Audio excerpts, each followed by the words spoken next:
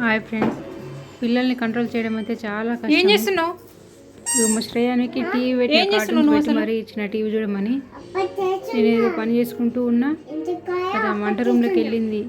పెరుగు తీసుకున్న, జీలకర్ర తీసుకున్న, జొన్నలు అవన్నీ మిక్సీ వేసి ఆ పెంక మీద పోసేస్తున్నది గిన్నెలు వేసేసుకొని. వామ్మో, పిల్లలు ఎప్పుడు ఏం చేస్తారో అర్థం కాదు. ఇందులో పెరుగు అందరూ మొత్తం అందులో పెంక మీద వేసేసింది, జీలకర్ర మొత్తం ఖాళీ. చైర్ పెట్టుకొని మరీ అందకపోయినా కానీ పెంక మీద పోసి ఆడుకుంటుంది.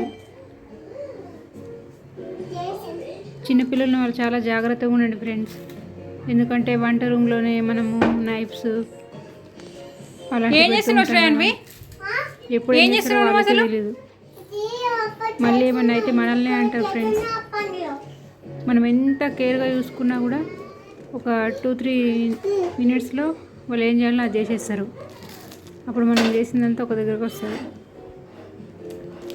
ఆ సిలిండర్ ఆన్ చేయడము, ఏదో ఒకటి అల్లరి చేస్తూనే ఉంటారు పిల్లలు. వీళ్ళని కంట్రోల్ చేయడం చాలా కష్టం.